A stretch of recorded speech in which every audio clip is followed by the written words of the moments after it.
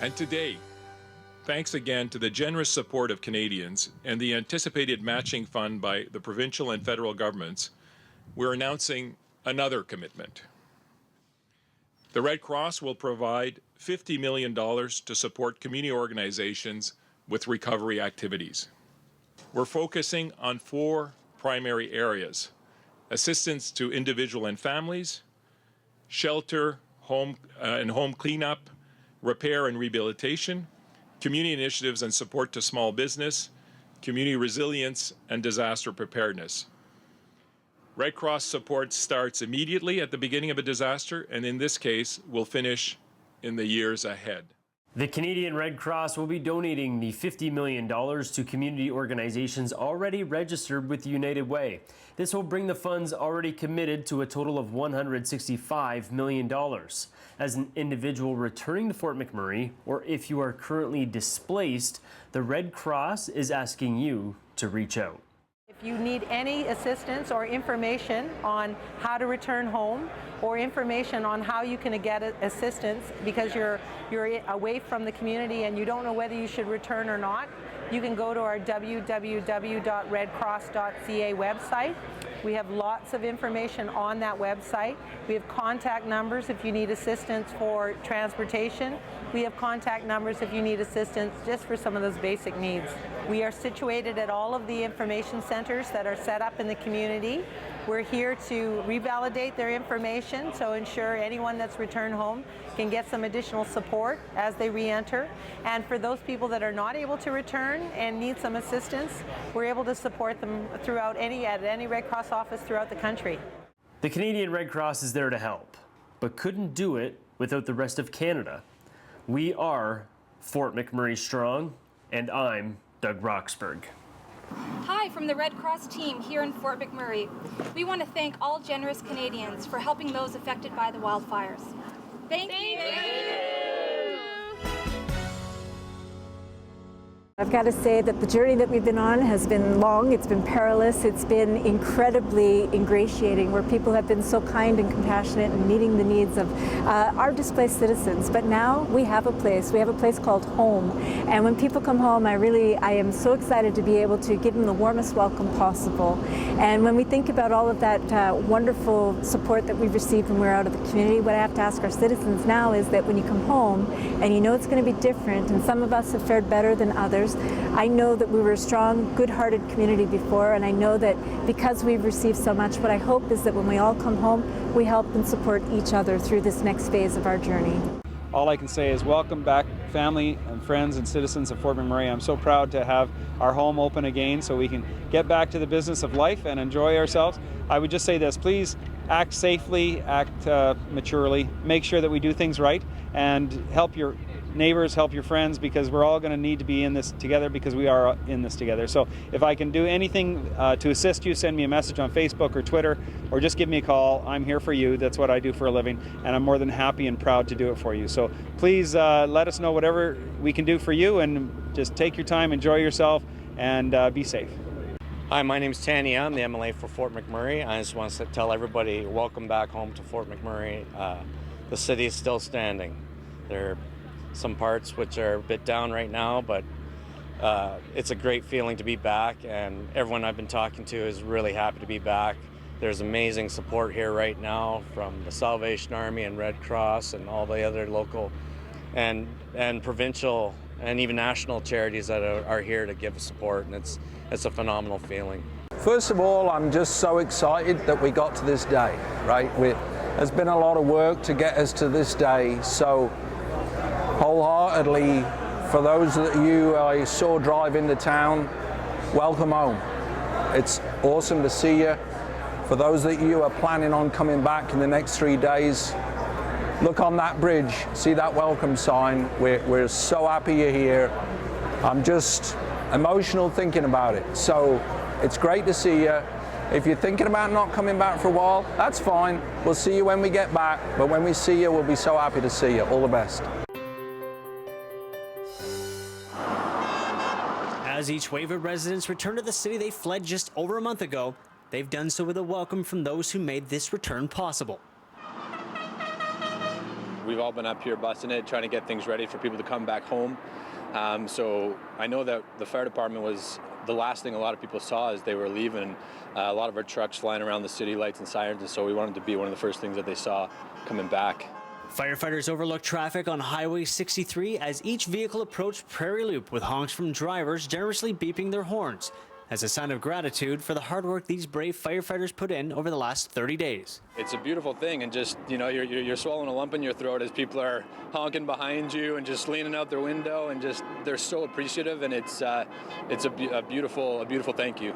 Makes you feel pretty good on the inside, right? Like, you know, people get to see, you know, our hard work, and people get some, not some closure, but just get that good feeling coming back into town. Like so many, both Hoffman and Wagner lost their homes during the blaze. But the fact that the city still stands is a means to smile. And most important to them is that others are able to return to the region. There's a lot of people coming home, and I'm living vicariously through them right now, and it's a beautiful thing, I know. And I mean, I've had an incredible amount of people offer places to stay, and, you know, like, we're taken care of, and I have a family here with the brothers and sisters with the fire department, and it's just nice to see the city up and running again. I mean, it means so much for us to be able to, you know, try as hard as we can and, you know, fight to keep other people's homes, and, you know, it's a job, and we're the guys to do it. And without them, we wouldn't have homes to return to. And as long as they sit up on the overpass, we'll keep honking. It's huge community spirit. It's you know, Fort McMurray strong. It's YMM pride. It's a lot of things. Every honk is that. For Fort McMurray Strong, I'm Craig Momney.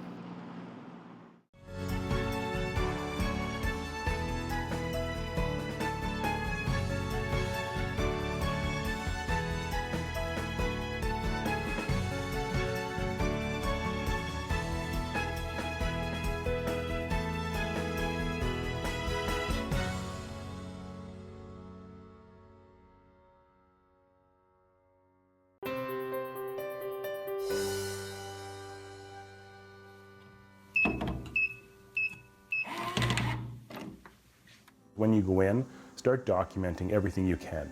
Any damages that you see, take photographs, make some notes.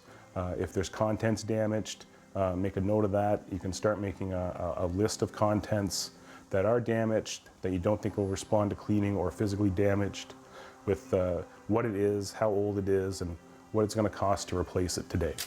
The details on what you do to document your loss are the same. The only differences would be your coverages, depending on what kind of a policy you have. There could be limits on additional living expenses. There could be limits on contents itself. So you really should contact your assigned adjuster that's handling your claim and ask for those details. If you're a landlord, you really need to help coordinate. We're getting this question a lot from some of our renters. You need to coordinate with your renters, your actual tenants. And that way, they have contents that are not covered by the landlord's policy on the building. So those all need to be cleaned, and there's no sense cleaning the building if it's full of smoke damage and smelling contents, because that'll just kind of reciprocate and the smell will come back again. So communication is key with your renters to make sure you coordinate contractors and timing of cleaning. As a renter, the same thing, communication's key. If your landlord is not contacting you, take the first step to do that and contact him or her to ask, when is the cleaning going to be done? And maybe you can even co-align with the contractor that's doing it, because if they are a certified insurance restoration contractor, they'll be able to deal with both the building and the contents. For somebody who has a complete loss, what they're going to first do is meet with their adjuster. They're going to go over the condition of the house before the fire, what the construction was, the details to the rooms inside, some measurements of each room if they know possible. For contents that they have inside the house, they're going to have to start creating a list of contents, documenting what it was, what room it was in, the condition, the age, and today's replacement cost for the similar item, if not the same item. So it's going to be a long process to do all that work, because people, it's their whole lives that they have to kind of document for us, so we can help them kind of recover from this. Your insurance company can help you with everything from replacing your contents, finding a contractor, finding a temporary place to live, and give you some good advice on how to look after yourself during a loss like this. We do this type of thing almost every day. We understand that you have not, and you've suffered a great loss, so that's where we're here to help, and this is our time to shine with customer service.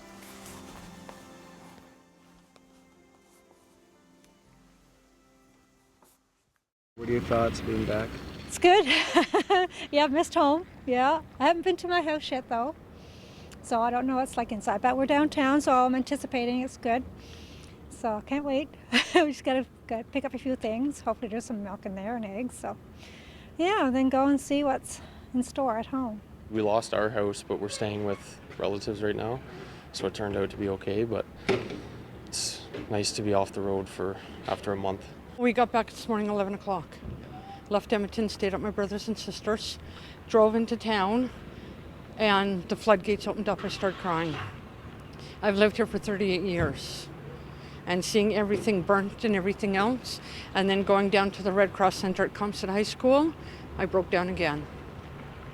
It's like a ghost town. Yeah. It won't be for long. No, it won't be for long. We'll rebuild again. We're strong.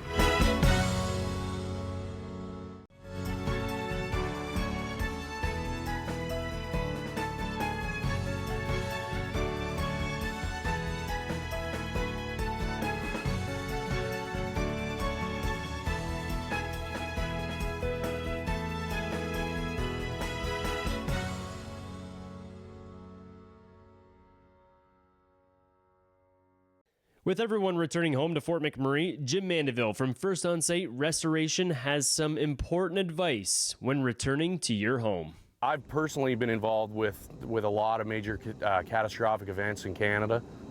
Slave Lake, the wildfires there, the flooding in Calgary and High River, some tornado events back east. I've been in quite a few of these. The province and the Red Cross have put some good guidelines out there that people should be following. You know, basic things to bring with you and basic cleaning techniques. Everybody needs to get in touch with their insurer. If anyone still hasn't, then they certainly need to go ahead and do that.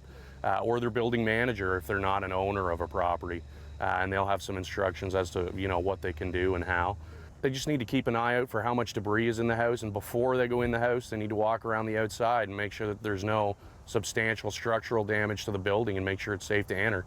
Also, probably not a bad idea to make sure none of the windows are broken out and there's not a black bear in their kitchen. So take your time if you're doing any cleaning yourself, and wear the appropriate personal protective equipment. When they say you need to wear gloves, they mean it, and when they say you need to wear a respirator, they mean it. So it's better to be safe and protect your health than it is to rush. Well, it's important that they engage a professional to clean the ductwork system in their house. That carries all the air in your house. And that's the air you breathe and your family breathes every day. So they definitely need to engage a professional to clean that furnace and air conditioner and the ductwork associated with it. We want to send a representative to each home and business. When we get there, we're going to have them do a safety inspection of all the gas appliances at that location. So they'll go through everything, make sure it's working properly, then we'll relight that customer. The way that we're asking people to contact us is through atcoresponds.com.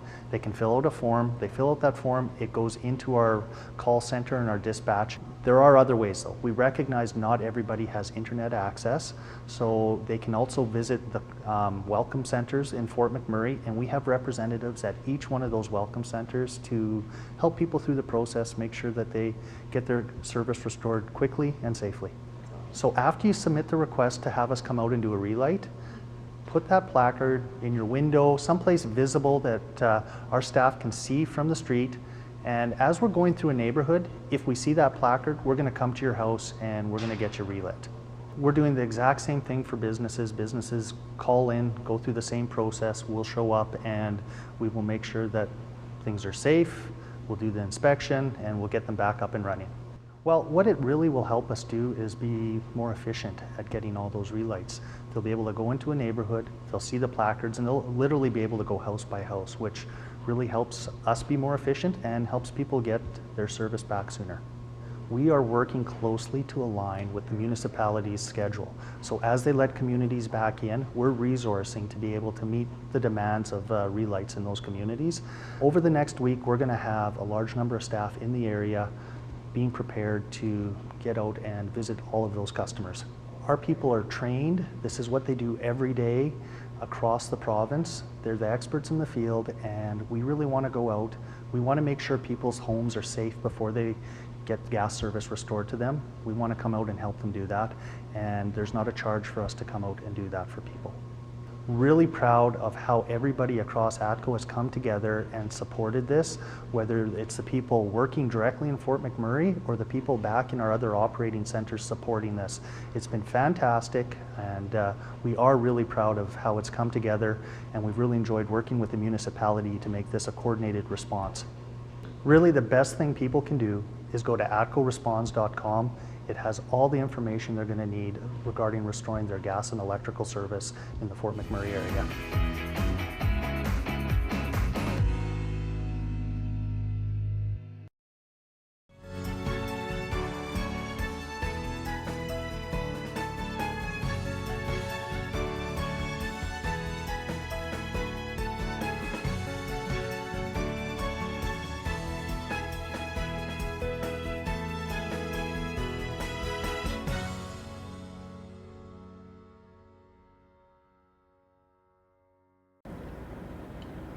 Welcome back home. It's safe. Take your time, be respectful of others. You have that opportunity to go directly to your home where you have the information pamphlet on your doorknob. You don't have to rush in, read that information, digest it. If you don't feel like going into your home, please come to an information center. If you do go in your home, take pictures, smell, look at it, see what damage there is. Be comfortable with it. And if you want to there afterwards, you can come to an information center where there's further support service that will be provided. Hello, my name's Corporal George Cameron. I'm with Wood Buffalo Detachment, RCMP.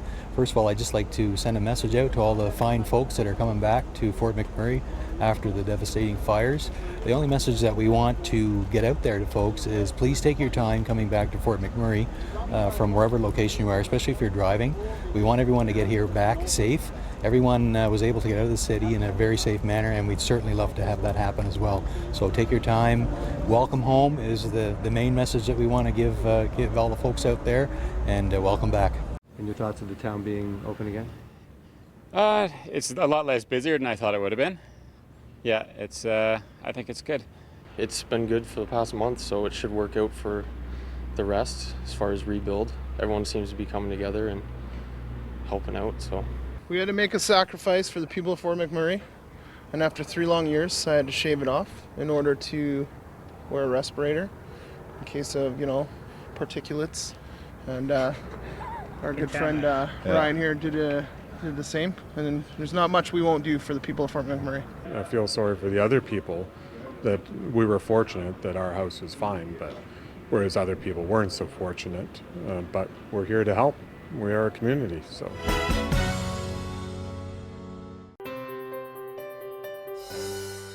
It's hard seeing these images, friends' houses, family members' houses, and it's a relief for many who have been able to make it back to Fort McMurray and see that they have everything still standing. Everything is still there. But for others, memories are lost. And it's hard. It's going to be hard. But hopes are high in Fort McMurray.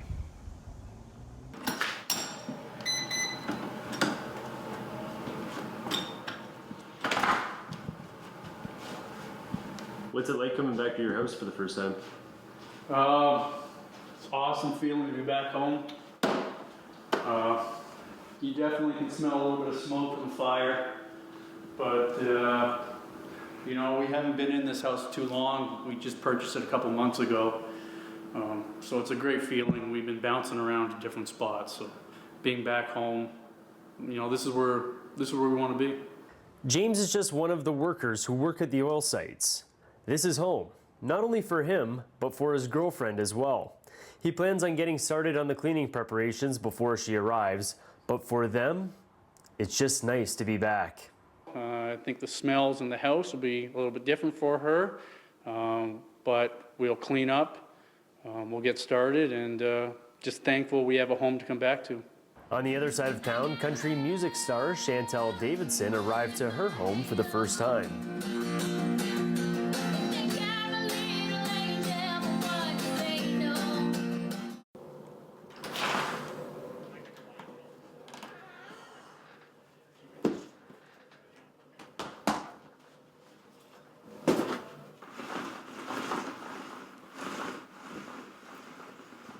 Yeah, actually, it was really emotional and just kind of, yeah, it brings you back to that day and everything that happened and the nervous feelings that you had that day and just the relief to be home and sleeping in your own bed.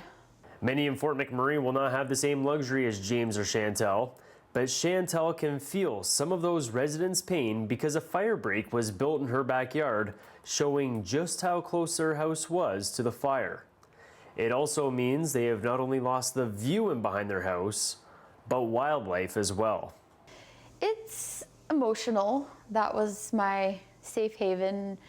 When I was feeling a little bit overwhelmed from work or whatever, I would just look outside and have my coffee. So that's not there anymore, but I have true confidence and total confidence in our community to rebuild and replant, and I'm sure it's going to be beautiful. If there is one takeaway from the people arriving back to Fort McMurray, it's that they are living by a motto since the wildfires began, and it has been captured around town. Safe, resilient, together. And together, we are Fort McMurray strong. I'm Doug Roxburgh.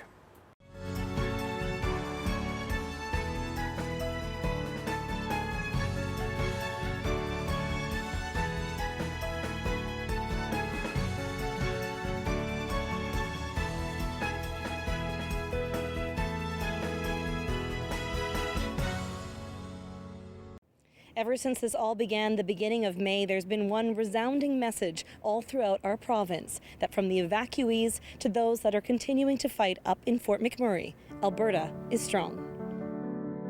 To me, Alberta strong is family, and then everybody's willing to help each other out. We didn't think there was a fire in Anzac, and we found out in a hurry they were. And when we went into that community, Dale Benfeld was on his own. And with a couple of people and a flashlight and making some phone calls, he've evacuated 450 people in 2 hours. That is true heroism, ladies and gentlemen. To me, it means basically everybody's got each other's backs, right? Everybody's willing to lend a hand and help out. It's kind of overwhelming to say what it means to us. All the support that we've gotten throughout the whole community and the whole country is pretty incredible. I'm originally from the East Coast, but I'm extremely proud to say I'm an Albertan now. And just thank you to everyone who's contributed in any way, even the smallest thing, even by giving us a hug. It's truly incredible. So thank you to everybody. Thank you to the heroes up in Fort Mac fighting for our homes. And it's beyond words how much we appreciate everything that you're doing for us. A firefighter from one station, Fort McMurray Fire Department, was battling the blaze up in the north of the city. As they progressed down the road, they happened to start fighting the fire on his own home. They lost his home. He didn't drop his nozzle. He moved to his neighbor's house and continued to fight that fire. And he fought that fire for a further 22 hours before he just couldn't stand anymore.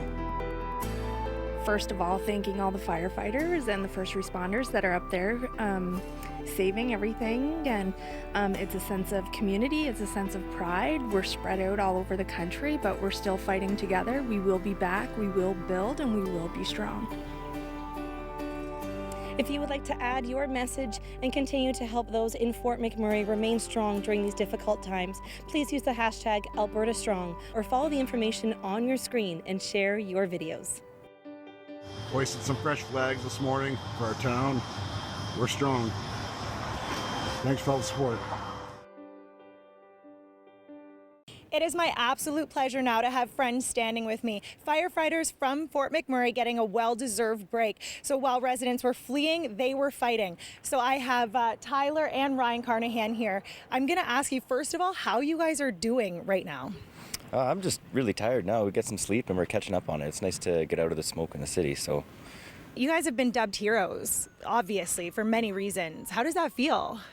It doesn't feel like it is. We're there to do something. We're trained to do this, and it's what we want to do. We love doing this, helping people out. So I don't feel anything with that word. Okay, that's amazing. At the end of the day, we're just people doing a job like everybody else. So it's not, it's just what we do. Have you guys ever fought a fire to this capacity before? No, this actually, I would label this as for anybody even. It's a career fire. Like, you're not going to ever go into a place and have like 50 houses in this whole row, and now you got like, okay, how are we going to fight this? How are we going to stop it here? We got to choose our lines and stop it, right? So this is going to definitely change my whole outlook on different kind of fires I go to now. Where a house fire and apartment fire, it's like, see, that's it's no big deal. This, because I've fought houses and apartments all at once on the same street. Yeah. How is it like to be fighting, your friends and families and, all of those house fires? How is that? That's kind of surreal in a sense. It was, we just had to step back from it, not even think of the houses as like a place that someone lived there. We just like, this thing's on fire, put it out. And then after it was all done, it's like, oh, Jesus, that's like 60 people that just lost their houses. Like, but at the time it was just, we're trained to do this. And what are we looking at now? I'm guessing, I'm hearing that the fire in the city is relatively out. I mean, obviously hotspots and stuff like that. But what happens next? You guys are finally getting 4 days off and then you guys are back into it. So when you guys go back into it, what's the next step? I think what they're planning to do is when we go back, we're going to keep doing patrols around, and within the RES in Fort McMurray, we also got Fort McKay, Janvier, Anzac, Conklin that we also have to look over. And depending on when we get back where the fire's moved, we might be moving out to go help out those other areas. And also all the other support we got from Calgary, Edmonton, St. Albert. I mean, it's too many departments to name, but they're coming up, and we'll also be using them to help battle the forest fire in the other areas. What do you guys got planned for 4 days? You finally get a moment to breathe, which is lovely. Is it just sleep and a shower that you guys were excited for to get out? That was definitely one of the biggest things. I mean, the sleep just kind of hit me. In Fort McMurray, I didn't even realize that I was getting no sleep. If something happens, you're wide awake, the adrenaline hits. But I think the big thing down here is sleep, shower, seeing the dogs, seeing the family. That's definitely our first priority for these first set off. What about you? We went home, saw the family, got to hang out with my dog for a bit, so that's always fun because I was scared a little bit there. And just rest up, relax, try and figure out what we're going to do next. Sorry, and actually this is my last question. How are all the firefighters doing? What's the morale like up there currently? The morale at the start, when we were working, we had no time to think about anything else. It's come in, do your job, get it done. And then second, now that we got a break, the whole reality of the situation, I think, is hitting a lot of the guys. Yeah. And it's, you realize you were through this whole area, which is hopeless. You couldn't stop it, right? There's just too much going on. So everybody, I think, is probably having a hard time at the beginning. And then now that we're getting back to a sense of normalcy, we're starting to pump back up and realize, we're not just a job, not just a fire department. We're the Fort McMurray Fire Department. And that's a huge thing, and everybody's realized. And you know what? Everybody's now truly a stronger knit family up there. Well, it already was a really, strong knit family. The community is incredible. I lived there for many years, so I know firsthand too. I know for everyone in Fort McMurray and myself and, a lot of the people in Alberta, we just want to say thank you for everything you guys have done and, and we'll continue to do. So thanks, and thank you for joining me today. Thank you. How did you feel when you drove in? Oh, mixed emotions. Happy, excited, anxious. But when we came in and we didn't smell anything so bad at all. So, we came from the Philippines, and I told myself, if we survived Manila, which is one of the most polluted countries in the world, sorry to say that, but it's the truth, we will survive this one. We have our kids coming back and tomorrow, and we're 4 generations strong in Fort McMurray, and we're not going anywhere. So everyone will get resettled, and we'll get refamiliarized with the new city, so to speak. And I think it'll be great. Kind of sad to see all the burnt, but it was nice to see all the green as well. Like we just did a run right up to Timberley, and then looks pretty good from what we see, but we want to get into Beacon Hill because that's where we lived, but we can't go in yet, right? So we're just waiting. I've been sort of back and forth working, so for me it wasn't a big surprise today because I've already been here, but initially it was better than I expected, I guess. We all kind of, based on media, thought it was kind of going to be, the word apocalypse was thrown around, so everyone was kind of freaked out, but no, I'm pleasantly surprised. It's good.